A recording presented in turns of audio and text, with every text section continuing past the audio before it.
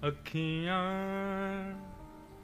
हरि दर्शन की प्यासी, अखियां हरि दर्शन की प्यासी, अखियां हरि दर्शन की प्यासी, अखियां हरि दर्शन की प्यासी। सूरदास जी का ये पद मुझे बहुत प्रिय लगता है। अपने जीवन के एक सबसे बड़े अभाव को सूरदास जी ने भगवत कृपा में परिवर्तित कर दिया। सूरदास जी से कोई कहता है कि हे सूरदास जी, कितनी बड़ी विडंबना कि ठाकुर जी ने आपको नेत्रहीन बनाया। सूरदास जी कहते हैं, भैया इसको विडंबना मत समझो, इसको भगवान की अकृपा मत समझो, ये बहुत बड़ी कृपा है। क्यों? तुम सबको नेत्र प्राप्त हैं, तुम सबको संसार की वस्तुएं अपनी ओर खींच लेती हैं, पर ठाकुर जी ने मुझे नेत्र नहीं दिए। क्यों? अरे सूरदास, तेरे नेत्र तो केवल मुझे देखेंगे और किसी को नहीं देखेंगे, इसलिए मुझे नेत्रहीन बनाया है। देखो चाहत कमल नयन को, देखो चाहत कमल नयन को, देखो चाहत कमल नयन को, देखो चाहत कमल नयन को, निस दिन रहत उदासी, ओ निस दिन रहत उदासी, निस दिन रहत उदासी, निस दिन रहत उदासी। अखियां हरि दर्शन की प्यासी, अखियां हरि दर्शन के प्यासी, अखियां हरि दर्शन की प्यासी, अखियां हरि दर्शन के प्यासी। कैसे हैं श्याम सुंदर? केसर तिलक मोतिन की माला, केसर तिलक मोतिन की माला, केसर तिलक मोतिन की माला, केसर तिलक मोतिन की माला, वृंदावन के वासी, वृंदावन के वासी, ओ वृंदावन के वासी, वृंदावन के वासी। अखियां हरि दर्शन की प्यासी, अखियां हरि दर्शन के प्यासी, अखियां हरि दर्शन की प्यासी। अखियां हरि दर्शन के प्यासी। और इस प्यास को केवल श्रीमद् भागवत जी ही निवृत्त कर सकती हैं बंधुओं। हमारे नेत्र तब तक भटकते रहते हैं जब तक आप नेत्रों को जो देखना है वो ना दिखाओ। पर नेत्रों की भी एक स्थिति है, जिस वस्तु को देखने की इच्छा कर रहे हो वह भी यदि प्रस्तुत कर दो, कुछ दिन उसको देखने के बाद भी ये ऊब जाते हैं। केवल नेत्र ही नहीं, हमारे शरीर की प्रत्येक इंद्रिय की एक लिमिट है। उससे अधिक इनकी प्रिय वस्तु इनको दे दो, इनकी स्थिति फिर समाप्त हो जाती है, इनका लगाव फिर खत्म हो जाता है। परंतु हमारे शास्त्र आज्ञा करते हैं, यदि इन इंद्रियों को श्री कृष्ण के दर्शन की लालसा, श्री कृष्ण के श्रवण की लालसा, श्री कृष्ण से मिलन की लालसा यदि हो जाए तो उनसे मिलन के पश्चात भी ये इंद्रियां कभी तृप्त नहीं हो सकती और बढ़ेगा भाव देखने का, सुनने का, मिलने का। और बंधुओं, ये स्थिति केवल और केवल श्रीमद् भागवत से ही संभव है, अन्य किसी भाव से संभव नहीं हो पाएगी। पानी पीने पर ज्यों-ज्यों घूंट भीतर जाता है प्यास कम होती है, भोजन करने पर ज्यों-ज्यों कवल भीतर जाता है त्यों-त्यों भूख कम होती है। कभी ऐसा सुना कि प्यासा पानी पी रहा था और घूंट भीतर जाने से प्यास बढ़ रही थी? भूखा भोजन कर रहा था और कवल भीतर जाने से भूख बढ़ रही थी? ऐसा केवल कृष्ण भक्तों के साथ होता है।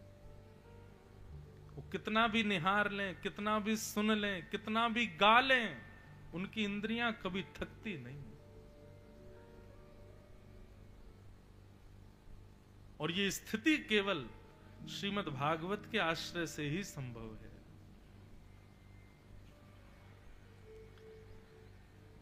सूत जी महाराज कहते हैं, इस कलिकाल में बहुत बड़ा अनुग्रह किया है भगवान ने, जो भागवत रूपी ग्रंथ हमको प्रदान किया है।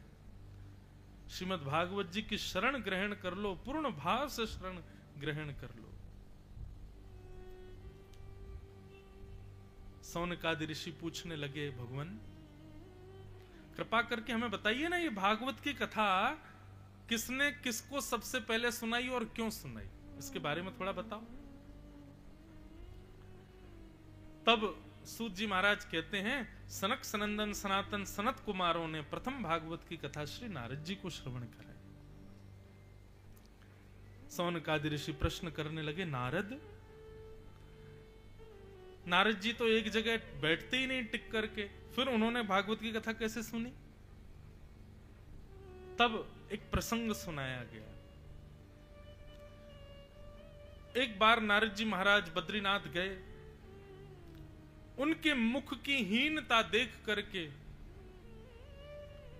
सौनकादि ऋषियों ने पूछा, सनत कुमारों ने पूछा, नारद जी आपका चेहरा इतना मुरझा क्यों रहा है, कोई चिंता है आपको? तब नारद जी कहते हैं, बहुत बड़ी चिंता है। कैसे बताऊं? बोले बताओ।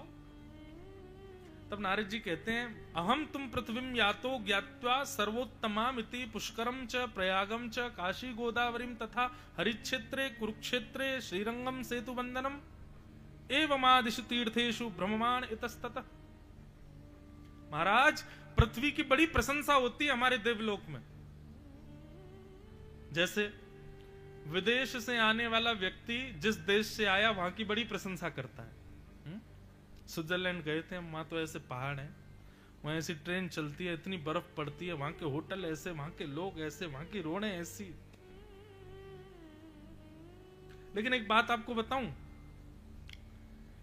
ये जितने भी लोग विदेशों की या फिर सांसारिक जगहों पर घूमने के बाद उसकी प्रशंसा करते हैं ना, जब आप स्वयं जाओगे तो जो आपने अपने मन में स्थिति बनाई थी ना, उससे कम ही पाओगे। अब पता नहीं आपने अनुभव किया कि नहीं, मैंने तो बहुत किया। मुझे किसी ने बोला, महाराज जी आप गोवा को बुरी दृष्टि से मत देखो, गोवा वैसे बहुत अच्छा है। मैं अच्छा, हमारे एक प्रिय वैष्णव हैं, उन्होंने कहा महाराज जी कथा करानी, कहां करा? मैंने गोवा कराओ। बड़ी प्रशंसा सुनिए, देख के तो आए कैसा है।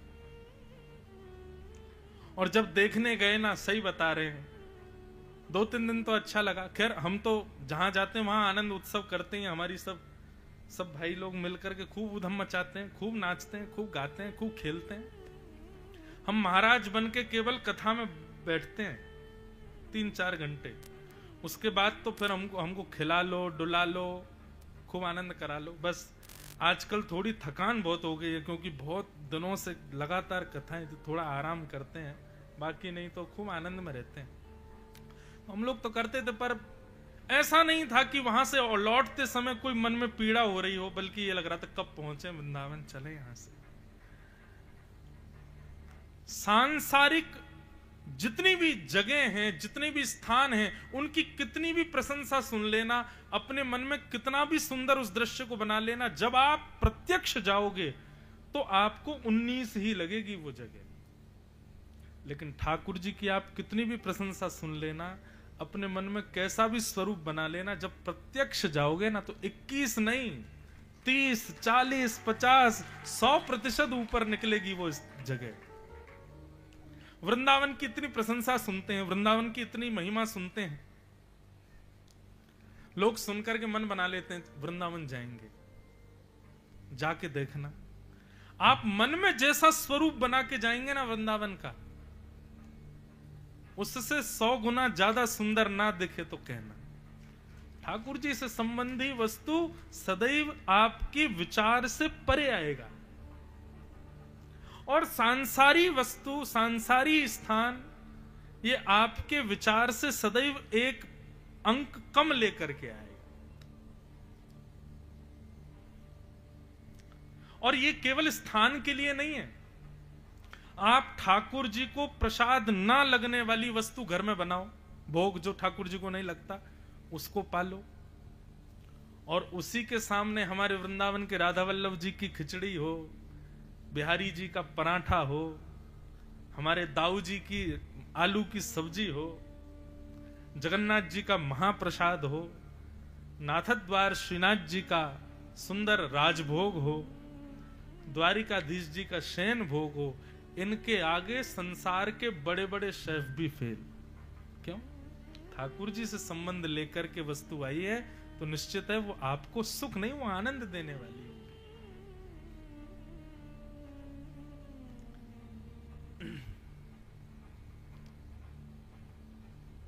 बड़ी अद्भुतता है बंधु।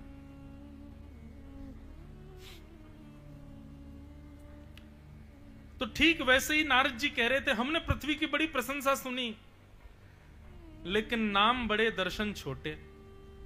पृथ्वी जब भ्रमण करने आए तो पृथ्वी तो बिल्कुल उल्टी है। बोले कैसी है पृथ्वी? बोले सत्यम नास्ति, यहां लोग सत्य नहीं बोलते।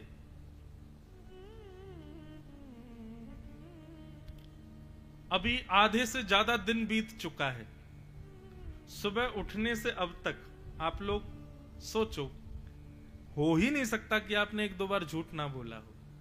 बोला तो होगा। 365 दिन में से 6 दिन ऐसे जाते होंगे जिसमें हम कोई झूठ नहीं बोलते। वो भी 6 दिन हमने झूठ क्यों नहीं बोला? क्योंकि हम हॉस्पिटलाइज्ड हो गए थे, तो कोई बोलने वाला ही नहीं था। नहीं तो 360 दिन हम लोग झूठ ही बोलते हैं, बिना झूठ बोले नहीं रहते। और एक और बात बताएं, आप कल संकल्प ले लेना सुबह उठ के, आज मैं सच बोलूंगा, तो ठाकुर जी कहेंगे अच्छा बेटा ठीक है, ऐसी ऐसी स्थिति प्रकट करेंगे, बोलो सच। नहीं बोल पाओगे, आपको असत्य का सहारा लेना ही पड़ेगा। सत्यम नास्ति, सत्य नहीं है संसार में। और हम सबकी जेब में जो नोट लिखे हैं उन पर लिखा है सत्यमेव जयते। हम सबकी पॉकेट में सत्य रखा हुआ है, लेकिन हम सब सत्य की शपथ खाते हैं, सत्य पर रहते हैं, सत्य ही सब कुछ है, पर सत्य बोलते कितना है?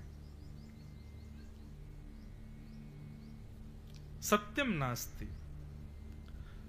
दूसरा कहा, बोले पृथ्वी में क्या, हमने सुना था सब सत्य बोलते हैं लेकिन कोई नहीं बोलता। दूसरा हमने सुना था पृथ्वी के लोग तप करते हैं, तपः नास्ति, तप भी नहीं करते।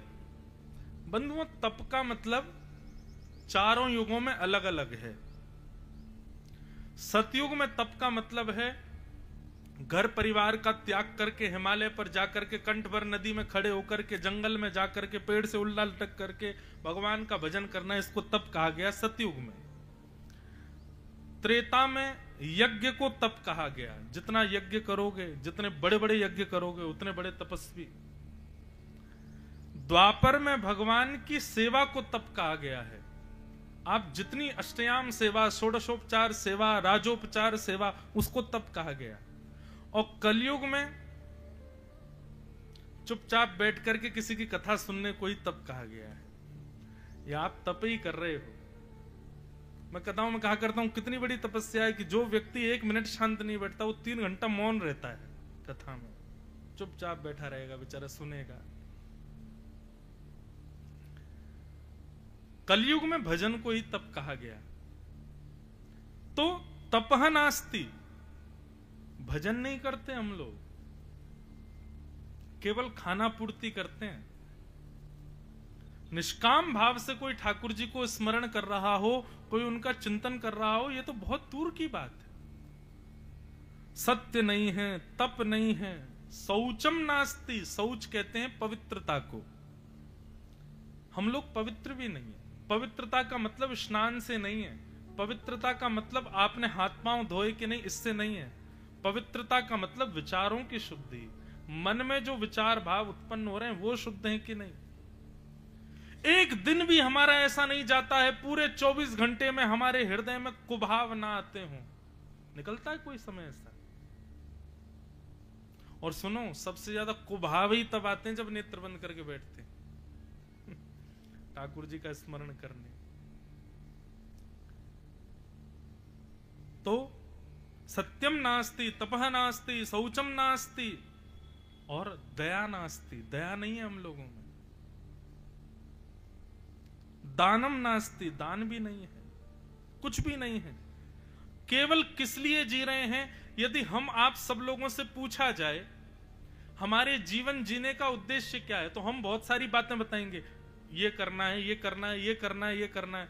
लेकिन एक बात कहूं, संसार में जन्म लेने वाले हर व्यक्ति और इस पंडाल में भी बैठे हर व्यक्ति का एक ही उद्देश्य है, उदर भरिणो जीवा, पेट भरना है, चाहे कैसे भी भरे। अब उसके पीछे हमने साधन बहुत सारे बता दिए, ये करना है, ये करना है, पिताजी को ये करके दिखाना है, माँ के लिए ये करना है, पत्नी के लिए ऐसा करना है, बच्चों के लिए इतनी व्यवस्था करनी है। पर सबके पीछे मूल कारण क्या है? उदर भरिणो जीवा, सब पेट भरने के लिए बस। नारद जी कह रहे हैं ये है पृथ्वी, यहां पर हर व्यक्ति केवल और केवल खाने के लिए जी रहा है और उसी के लिए ही मेहनत कर रहा है।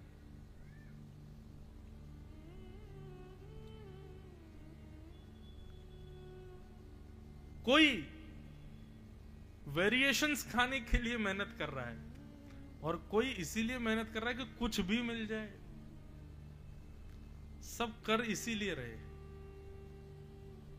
कभी कभी लगता है हम में और पशुओं में अंतर क्या है, वो भी तो इसीलिए जीते हैं। बस हम लोग जो है व्यवस्था बना करके खाते हैं, वो छीन झपट के खा जाते हैं। जी तो पेट के लिए ही रहे सब, इसके अलावा कोई और उद्देश्य नहीं। इसमें केवल आप लोगों को नहीं ढाल रहा हूं मैं खुद के लिए भी कह रहा हूं। आज एकादशी किस किस का व्रत है? झूठ नहीं बोलना है, पाप लगेगा कथा में बैठे।